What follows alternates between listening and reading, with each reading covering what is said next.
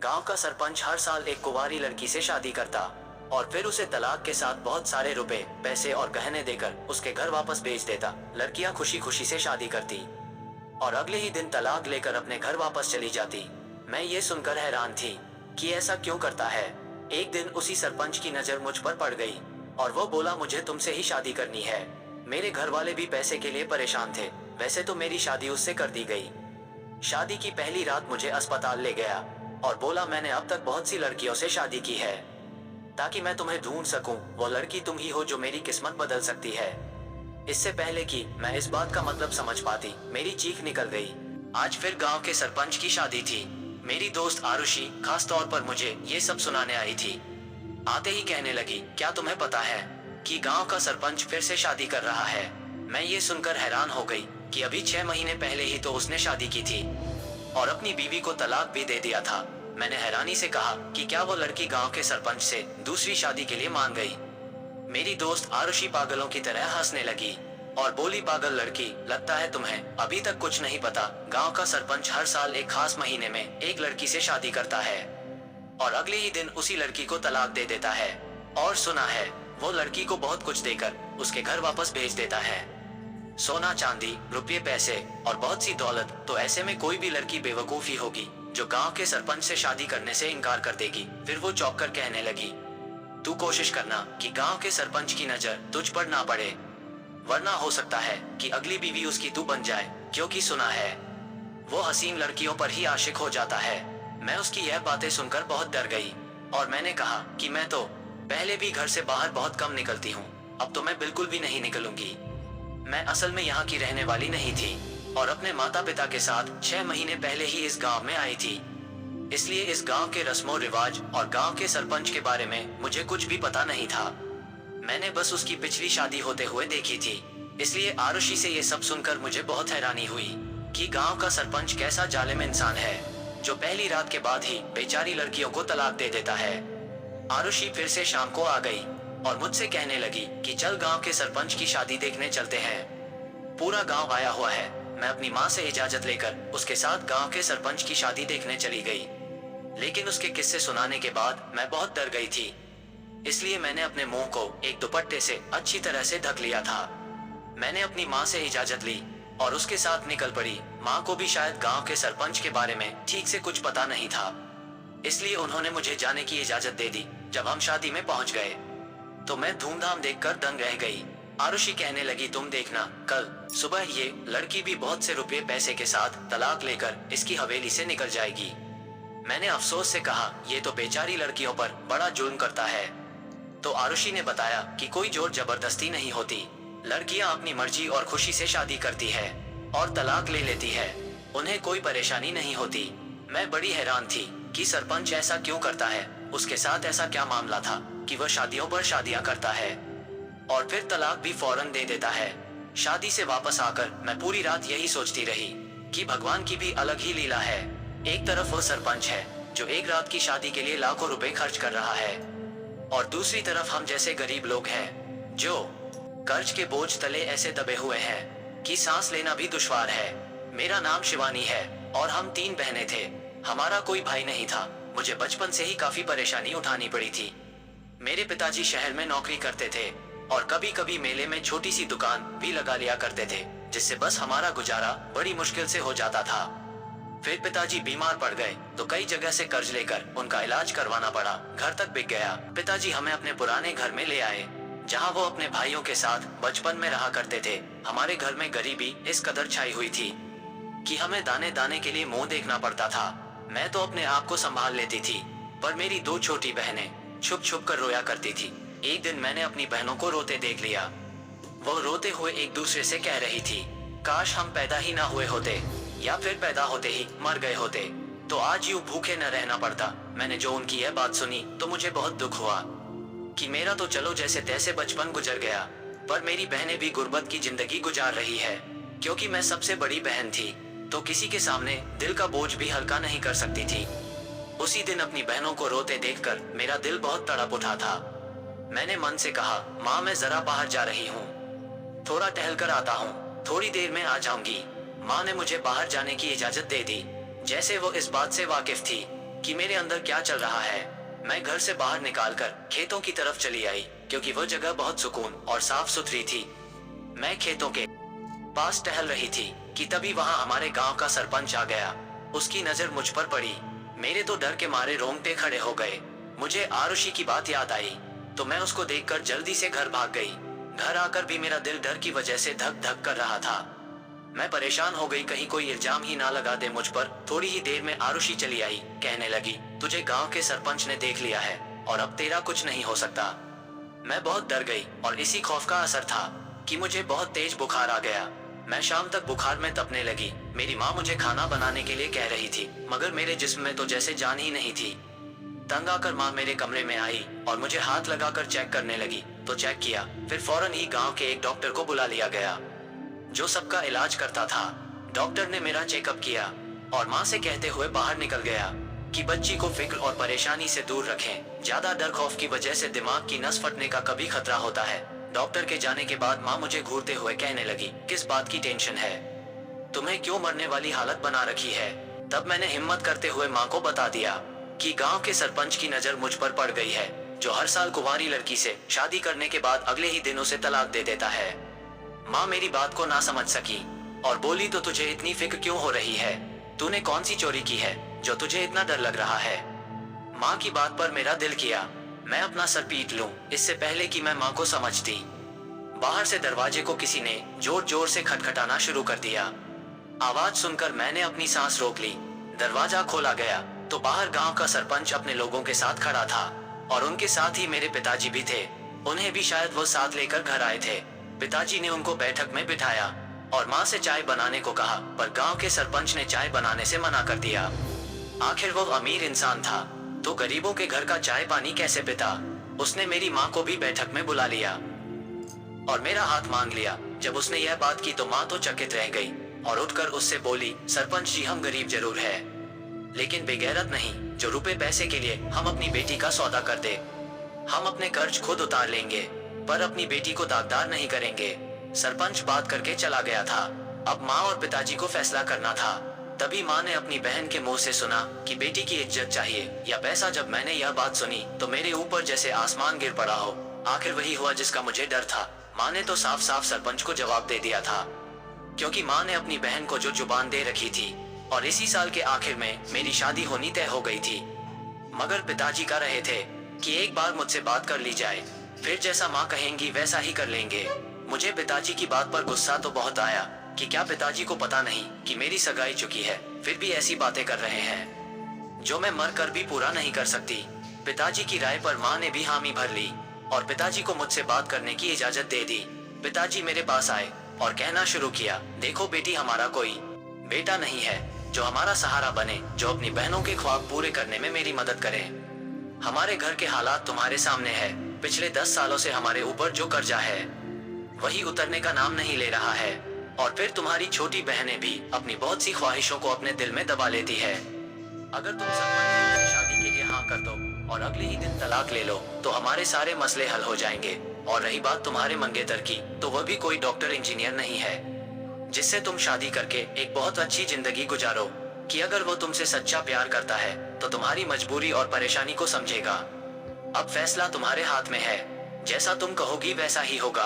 पिताजी मुझसे बात करके चले गए और मुझे कश्मकश में डालकर भी मैंने सारी बातों को सोचकर और फिर एक फैसला किया। मैंने पिताजी से कहकर अपने मंगेतर सूरज को घर बुलाया ताकि उससे बातचीत करके फैसला ले सकूं। अगले दिन सूरज हमारे घर पर आ गया। मैं उसे लेकर छत पर आ गई ताकि मैं आराम से और सुकून से उससे बात कर सकूं। मैंने सूरज को पिताजी की और गांव के सरपंच की कही बातें बताई तो उसके चेहरे का रंग गुस्से से लाल हो गया। मैं उसके दिल के हाल को समझ रही थी, मगर मुझे एक चीज को समझाना था, शादी के बाद मेरा और सूरज का फ्यूचर, या फिर मुझे मेरी बहनों का और मेरे माँ बाप का सहारा बनाना था। उसने मेरी बात सुनकर इनकार कर दिया और उठकर जाने लगा। तो मैंने कहा, मैं पिताजी के फैसले पर राजी हूँ। सूरज गुस्से से मेरी तरफ पलटा और घूरती नजरों से मुझे देखकर बोला, तुम्हारा दिमाग खराब हो गया है क्या? उसको सदमा लगा था और सदमे की वजह से उसकी आवाज ठीक से निकल भी नहीं पा रही थी। मैं सब जानते पूछते भी उसे नजरें चुराने पर मजबूर थी। मैंने उससे कहा कि हाँ, दिमाग खराब हो गया है मेरा, क्योंकि मेरे माँ बाप का कोई बेटा नहीं है और मैं उनको कर्ज में डूबा हुआ नहीं देख सकती। और फिर एक ही दिन की तो बात है, हमारे सारे मसले हल हो जाएंगे और बगैर किसी फिक्र के हम दोनों एक हो जाएंगे। क्या तुम नहीं चाहते कि हमारी परेशानी खत्म हो जाए, या इतना ही प्यार था मुझसे जो मुझे समझ ही नहीं पा रहे हो? मेरी इमोशनल बातें सुनकर सूरज का दिल नर्म पड़ गया और वो शादी के लिए मान गया। सूरज के जाने के बाद मैंने माँ से कहा मैं शादी करने के लिए तैयार हूँ। यह मैंने किस तरह दिल पर पत्थर रखकर कहा था कि मैं ही जानती हूँ, पर मुझे इस जगह पर कमजोर नहीं पड़ना था, तो मैं नहीं पड़ी और पिताजी ने सरपंच जी को हाँ का जवाब भेज दिया। माँ ने जब ये बात सुनी वो अपना सर पीटने लगी और मुझे समझाने लगी, पर मैं फैसला कर चुकी थी और मुझे पीछे नहीं हटाना था। माँ की तकलीफ का भी मुझे अंदाजा था, पर पिताजी का भी कोई कसूर नहीं था कि वो इस उम्र में भी कर्ज की टेंशन लेते। वो वक्त से पहले ही बूढ़े होते जा रहे थे। जब मैं अपने फैसले पर पक्के थी तो माँ ने भी चुप्पी साध ली और यूं एक हफ्ते के अंदर ही मेरी शादी की तैयारी हो गई और मैं लाल जोड़े में विदा होकर सरपंच के बंगले में आ गई। सारे दिन की थकी हारी मैं जब मुलायम गेंदों पर बैठी तो बैठने के साथ ही मुझे नींद की देवी ने अपने आगोश में भर लिया और मैं बैठे बैठे कब सो गई पता ही नहीं चला। आँख तो मेरी तब खुली जब मैंने अपनी कलाई पर कुछ महसूस किया और उसकी वजह से मेरे हालात में कांटे आ गए थे। मैंने बहुत हिम्मत इकट्ठा करके उसको अपने ऊपर से हटाने के लिए आंखें खोली तो देखा मेरा पति मेरी कलाई पर उंगली फेर रहा है। फिर अचानक पता नहीं मेरे पति को क्या हुआ, उसने मेरी कलाई छोड़ी और दूर जाकर खड़ा हो गया। फिर बोला हमें अभी हॉस्पिटल चलना है, जल्दी उठो और अपने कपड़े बदल लो। मुझे उसकी बातें सुनकर उसके दिमागी हालत पर शक हुआ। मैं जाने से मना करना चाहती थी, पर पहले ही रात कुछ ऐसा नहीं करना चाहती थी जो वो मुझे तलाक ना देता। मैं कपड़े बदलकर उसके साथ गाड़ी में बैठ गई। फिर हम अस्पताल पहुंचे तो वहां जाकर जो मैंने देखा उसे देखकर मैं अपने होशो आवाज खो बैठी। मेरा पति डॉक्टर से बात करने के बाद कहने लगा, वो लड़की तुम ही थी जिसके तलाश में मैंने आज तक कितनी शादियां की है। बस तुम्हें तलाक नहीं दूंगा, आज से तुम ही मेरी पत्नी बनकर रहोगी। मैं उसकी बात सुनकर बेहोश हो गई। वो मुझे गाड़ी में डालकर घर ले आया। घर आकर जब मुझे होश आया तो उसकी बातें याद करके मेरी रूह कांप गई। मैंने इधर उधर देखा मगर वो कहीं भी नहीं था। मेरा पति तो पता नहीं कहाँ चला गया था, मगर नौकरानियां मेरे आसपास ही थी। उन्होंने बताया कि आपके घर वाले आए थे, मगर मलिक ने उनको ये कहकर वापस भेज दिया कि अपनी बेटी से मिलने आप लोग जब मर्जी हो तब आओ, मुझे कोई एतराज नहीं है। मगर मैं उसे तलाक नहीं दे रहा और मालिक ने आपके घर वालों को पैसों का भरा बैग और रहने के लिए घर भी दिया है। नौकरानी की बात सुनकर मेरा दिल कांप गया कि मेरे घर वालों ने मेरे साथ क्या किया। मैं अपने ही नजरों में गिर गई थी। अब मैं उस सरपंच से किस मुंह से बहस करती जब मेरे ही घर वाले मुझे छोड़कर जा चुके थे। मुझे सबसे ज्यादा दुख सूरज के बारे में सोच सोच कर हो रहा था कि जब उसे पता चलेगा मेरी तलाक नहीं हुई तो वो मुझे बेवफा समझेगा और सोचेगा मैंने पैसों की चमक धमक देखकर तलाक लेने से इनकार कर दिया। ये सारी बातें सोच सोच कर मेरा दिमाग खराब हो रहा था। मुझे समझ नहीं आ रहा था आखिर मैं अपनी मर्जी से अपने गले में फंसी हुई फट्टी कैसे निकालूं। इससे पहले मैं रोना शुरू कर देती। मेरा पति कमरे में आया और मुझे मेरा हाल चाल पूछने लगा तो मैंने उस झूठे इंसान को देखा तो मेरा खून खौल गया जिसे एक रात की बात करके शादी की थी और अब अपनी बात से मुकर रहा था। उसने मेरे चेहरे को छूना चाहा तो मैंने गुस्से से उसका हाथ झटक दिया और बोली मैं तब तक तुम्हें अपने पास नहीं आने दूंगी जब तक तुम मुझे इस रात की हकीकत नहीं बता दोगे। तुम क्यों हर साल नई लड़की तलाक दे देते थे और अब मुझे तलाक क्यों नहीं दे रहे हो? तो कहने लगा मैंने शादी की है तुमसे, तुम पत्नी हो मेरी, मेरा हक है, तो मुझे छूने के लिए तुम्हें तुम्हारी इजाजत की कोई जरूरत नहीं। मगर मैं क्योंकि अब सारी जिंदगी तुम्हारे साथ ही गुजारना चाहता हूँ तो आज नहीं तो कल तुम्हें इस सवाल का जवाब जरूर दूंगा। मुझे इस बात पर बहुत गुस्सा आया मगर मैं अपने गुस्से को पी गई और बोली मुझे तुम सच बताओगे तभी मैं तुम्हारे साथ रहूंगी, वरना मैं अपनी जान ले लूंगी। ये बात सुनकर उसके चेहरे का रंग बदल गया पर उसने जल्दी ही अपने गुस्से पर काबू पा लिया और कहने लगा कि राज तो मैं तुम्हें बात ही दूंगा, मगर याद रखना मुझे से अगर तुमने बेवफाई की या अपनी जान लेने की कोशिश भी की तो मैं तुम्हारे पूरे खानदान को नहीं छोड़ूंगा। उसके बाद सुनकर मेरा दिल जैसे किसी ने मुट्ठी में बंद कर लिया हो। मैं ये बात तो भूल ही गई थी कि मैंने अपने घर वालों की खातिर ही उससे शादी की है और किसी आम इंसान से नहीं बल्कि गांव के सरपंच से। इससे कोई कानून या पुलिस कुछ भी नहीं कह सकता था। मेरा दिल किया मैं अपनी किस्मत पर फुट फुट कर रोने लगूं, मगर मैं उसके सामने रोकर खुद को कमजोर साबित नहीं करना चाहती थी। मुझे बस चुप रहकर उसकी जासूसी करनी थी ताकि उसे रंगे हाथों पकड़ सकूं। मुझे चुप देखकर मेरे पति ने भी दोबारा मुझसे इस टॉपिक पर कोई बात नहीं की और उसकी यही बात मुझे परेशान कर रही थी कि कोई इंसान किसी को धोखा देकर इतना संतुष्ट कैसे रह सकता है। शादी को एक हफ्ता गुजर गया और इस एक हफ्ते में मैंने बहुत कोशिश की कि किसी तरह वो मुझे तलाक दे दे, मगर मुझे कामयाबी हासिल नहीं हुई। आखिर उसे मेरी तलाश थी ही क्यों? मैं तो उसे जानती भी नहीं थी। मेरे मुश्किल का हाल यही निकला कि मैं उसके ऊपर नजर रखूं। मेरा पति जब भी किसी से फोन पर बात करने लगता, उठकर कमरे से बाहर चला जाता। उसकी यह हरकत मुझे समझ नहीं आ रही थी, मगर उसे तो जैसे मेरी कोई परवाह ही नहीं थी। अब मैंने इरादा कर लिया कि किसी भी तरह मुझे इस बेचारी लड़की को इसके चंगुल से आजाद करवाना ही होगा, वरना ये जालिम इंसान उसकी जान ले लेगा। अगले दिन जब मेरा पति घर से बाहर निकाला, तो मैं भी उसके पीछे पीछे घर से बाहर निकल गई। बाहर के नौकर नौकरानियों को मैंने पहले ही अपने साथ मिल लिया था। अब बेफिक्र होकर मैं सब काम कर सकती थी। उसका पीछा करने के लिए मुझे मेरे दिल ने मना भी किया, पर मैं दिल को मजबूत करने लगी और अपने इरादे से नहीं हटी। और उसे एक घर में जाता हुआ देखकर मैं वहीं से वापस लौट आई। अब मेरे दिमाग में अलग अलग ख्याल आ रहे थे। मैं उन्हीं ख्यालों में बैठी थी। मेरा पति घर आया। वो फिर किसी से फोन पर बात कर रहा था। मैं उठकर सुनने गई तो वह किसी से कह रहा था, कल फिर उसी जगह आ जाना, तुम्हारा काम हो जाएगा। मैं दिल ही दिल में खुश होने लगी कि चलो इस आंख मिचोली के खेल से जान छूटने वाली है। कि उससे पहले ही मेरा पति मुझे देखे, मैं जल्दी से कमरे में आ गई। मुझे बहुत बेसब्री से कल के दिन का इंतजार था। मैं मन ही मन खुश हो रही थी कि आने वाला कल मेरी जिंदगी को पूरी तरह से बदल देगा। कल का दिन आया तो अपने पति के जाने के बाद मैं भी उसके पीछे ही घर से निकल गई। आज मेरा पति रास्ते में कुछ लोगों से भी मिला था। अब मुझे टेंशन होने लगी कि कहीं उन लोगों में से ही कोई ना हो जिसकी वजह से मुझे आजादी मिलेगी। मुझे ऐसा लग रहा था जैसे मेरे पति को शक हो गया है कि मैं उसका पीछा कर रही हूँ। तभी वह जानबूझकर ऐसा कर रहा है ताकि मैं समझ ना सकूं और तंग आकर अपनी हरकत छोड़ दूं। अपनी इस सोच पर मैंने खुद ही खुद को यह सोचकर समझाया कि अगर वह जान लेता तो मुझे घर से बाहर निकलने से मना करने के लिए किसी से डरने या किसी की इजाजत लेने की जरूरत नहीं थी। मैं इन्हीं सोचों में घूमती रही जब मेरा पति फिर से उसी घर में चला गया और जाकर एक कमरे में बैठ गया। उसी कमरे के साथ ही एक और कमरा भी था। मैं जल्दी से उसी कमरे में घुस गई और कमरे की खिड़की से दूसरे कमरे में देखने लगी। तब वही लोग आए और मेरा मंगेतर सूरज भी। इन सबको यहाँ देखकर मुझे किसी अनहोनी का एहसास हुआ और मैं डरते डरते चोरी चुपके वहां से निकलकर घर आ गई। मैं जितना इस मसले को आसान समझ रही थी, यह उतना ही मुश्किल था और ये दिन पे दिन उलझता ही जा रही थी। मैं परेशान बैठी थी कि मेरा पति घर आया और मुझे उदास बैठे देखकर बोला कि आज तुम्हारे लिए एक सरप्राइज है, इसलिए नहा धोकर अच्छे से तैयार हो जाना, तुम्हें लेकर कहीं बाहर जाना है और मैं तुम्हें आज तुम्हारे सभी सवालों के जवाब वहीं पर दे दूंगा। इतना कहकर वह वहां से चला गया और मैं जल्दी से नहाने चली गई ताकि उसके आने से पहले मैं तैयार हो सकूं।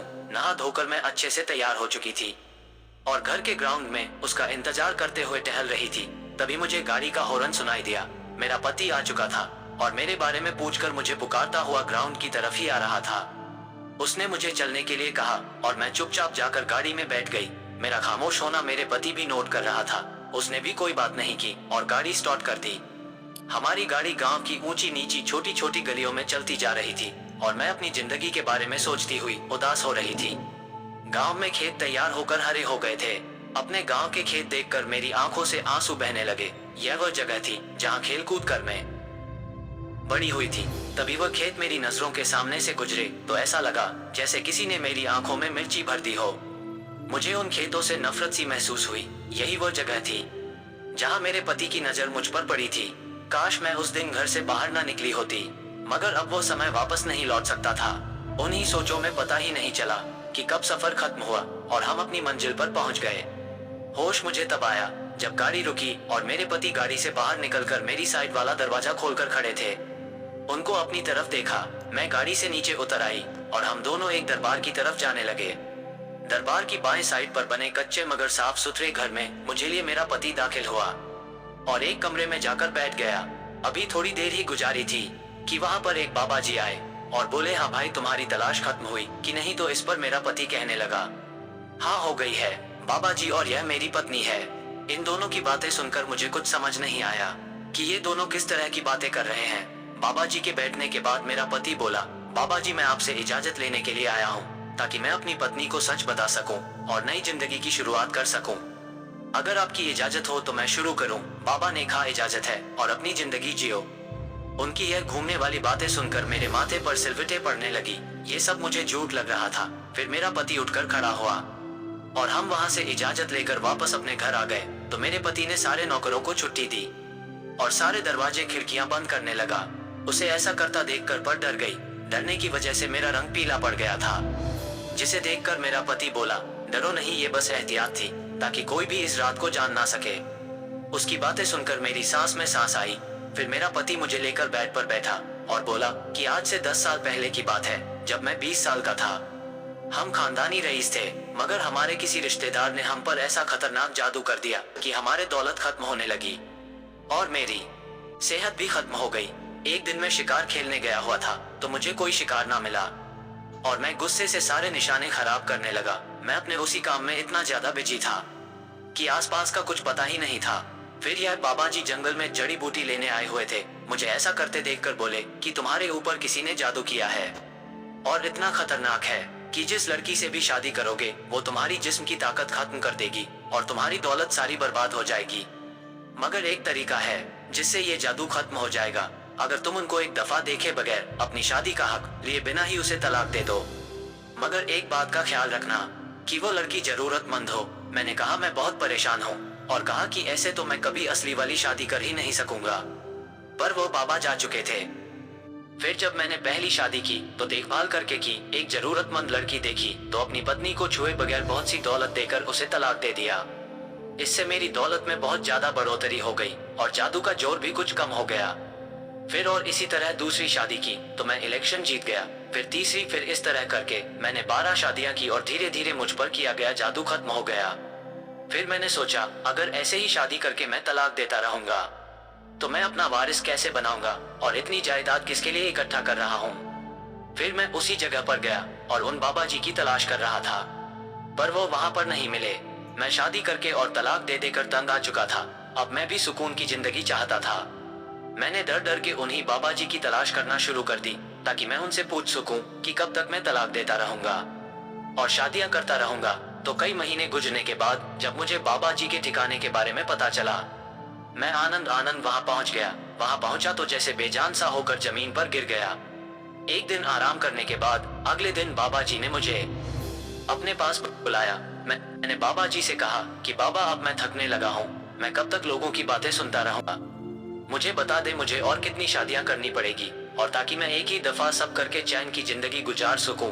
बाबा जी मेरी बात सुनकर मुस्कुराए और बोल, बेटा तब तक तुम शादियां करते रहोगे, तलाक देते रहोगे, जब तक तुम्हें ऐसी लड़की नहीं मिल जाए जो तुम्हारे खानदान का वारिस पैदा करने वाली हो। बाबा जी की बातें सुनकर मैं चला गया और बोला उसकी कोई खास निशानी बता दे ताकि मैं अपने तलाश जारी रख सकूं। फिर बाबा जी ने कहा उसे देखकर जो सबसे पहले तुम्हारे दिल में ख्याल आएगा वह ये होगा कि इसके बाद मैं किसी और लड़की से शादी नहीं करूंगा। यही थी जिसकी मुझे तलाश थी और जब मैंने तुम्हें देखा तो मेरे दिल ने यही कहा कि तुम ही वो लड़की हो जो मेरी पत्नी बनोगी। तभी मैंने तुम्हारे घर रिश्ता भिजवाया और हमारी शादी हो गई। अपने पति की सारी बातें सुनकर भी कुछ ऐसा था जो मुझे खटक रहा था, क्योंकि जब शादी की रात मेरा पति मुझे देखने के बाद अस्पताल ले गया था तो वहां जाकर उसने कहा था जिसकी मुझे अब तक तलाश थी। फिर कुछ देर चुप रहने के बाद मैंने लगे हाथों ये बात भी पूछने का इरादा किया और कहा कि मैं कैसे यकीन कर लूं कि यही बात सच है, जबकि हर लड़की को शादी की रात तो तुम तलाक दे देते थे और मुझे लेकर अस्पताल चले गए। ये हॉस्पिटल वाला क्या राज है और इससे कब तक पर्दा उठाने का इरादा है। मेरी बात सुनकर मेरा पति बोला, सारे राज आज ही जान लोगी क्या, कुछ तो कल के लिए भी रहने दो। मगर मैंने सोचा अगर आज ये राज ना पूछ सकी तो शायद कभी ना पूछ पाऊंगी, इसलिए आज ही पूछने का इरादा कर लिया। मुझे लगता था मेरा पति मेरा चेकअप करवाने लेकर गया था ताकि वह जान सके कि मैं कुंवारी भी हूँ या नहीं, पर यह बात मैं शक के बिना पर इसे टोक नहीं सकती थी जब तक इसके मुंह से सुन नहीं लेती। मैं मजबूर थी और एक ऐसे इंसान के साथ सारी जिंदगी नहीं रह सकती थी जिसको मेरे कैरेक्टर पर पहले दिन ही शक हो। बेशक मैं अपने कजिन को पसंद करती थी और मेरी मंगनी भी हो रखी थी, मगर मैंने या सूरज ने कभी भी अपनी हदें पार करने की कोशिश नहीं करी थी। फिर कैसे मैं इतनी बड़ी बात बर्दाश्त कर लेती। अगर मैं शरीफ नहीं होती तो क्या मुझे भी अब तक तलाक मिल चुका होता। ये बातें मेरे सर पर हथौड़े की तरह लग रही थी। एक तरफ मेरा पति था जो शादी की पहली रात मुझे अस्पताल ले गया और दूसरी तरफ मेरा मंगेतर था जिसे मैंने अपनी मजबूरी के आगे कुछ नहीं समझा था और शादी के लिए हाँ कर दी। यही बातें सोचकर मेरे आंसू बहने लगे। तब मेरे पति ने बड़ी बेरहमी से मेरे आंसू साफ किए और कहा, जानना चाहती हो वो राज क्या था, तो देखो अपनी बाई कलाई पर जो निशान बना हुआ है वही है राज, जिसे मैं देखकर चौंक सा गया और तुम्हें लेकर हॉस्पिटल चला गया कि पता कर सकूं यह असली है या मुझे ख्वाब लग रहा था। क्योंकि उन्होंने दूसरी निशानी यह बताई थी कि उसी लड़की की कलाई और कमर पर निशान होगा। इसलिए तो मैं तुम्हें अस्पताल ले गया था ताकि लेडीज डॉक्टर देखकर मुझे बता सके कि तुम्हारी कमर पर निशान है भी या नहीं। जब इस डॉक्टर ने बताया कि तुम वही लड़की हो तो मैं खुश हो गया। मेरी शादी ऐसी लड़की से होना मेरे लिए सब्र का फल था, और जिन लड़कियों को मैं तलाक देता था वो सब की सब कुंवारी नहीं होती थी। बस मैं उनकी कलाई को देखकर ही उन्हें तलाक दे देता था। अपने पति की बात सुनकर मैंने उसकी आंखों में देखा और वहां लिखी सच्चाई देखकर मैंने नई जिंदगी की शुरुआत करने का इरादा कर लिया। फिर मेरा पति बोला, एक बात तो तुमने पूछी ही नहीं। मैं सवाल या नजरों से उसकी तरफ देखने लगी। तब मेरे पति बोला, मैं जान चुका था तुम मेरा पीछा कर रही हो और मैं चाहता था तुम वो सब अपनी आंखों से देख लो, मगर तुम सब देखे बगैर ही वहां से वापस आ गई। तुम्हारे मंगेतर सूरज ने मुझसे रकम ली थी।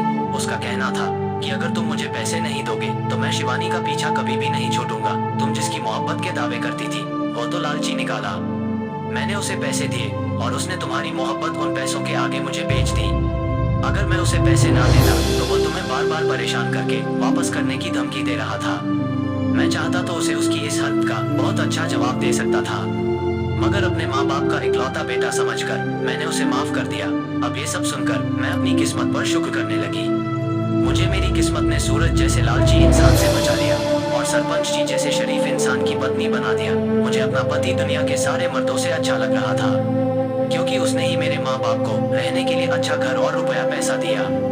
अब उसके साथ मुझे अपनी जिंदगी गुजारने में कुछ बुराई नजर नहीं थी।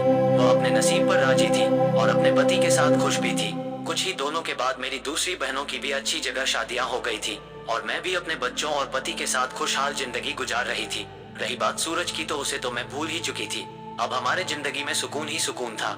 शायद कुदरत को हमें ऐसे ही मिलना था। पर आज उसी फैसले पर मैं बहुत खुश थी, क्योंकि उसी एक फैसले ने मेरी और मेरे पूरे परिवार की जिंदगी बदल दी। दोस्तों, उम्मीद करती हूँ आपको हमारी कहानी पसंद आई होगी। कहानी पसंद आई हो तो वीडियो को लाइक करें, चैनल पर नए हैं तो चैनल को सब्सक्राइब करें और हाँ, नोटिफिकेशन बेल को जरूर दबाएं ताकि अगली अपडेट सबसे पहले आपको मिले। धन्यवाद दोस्तों।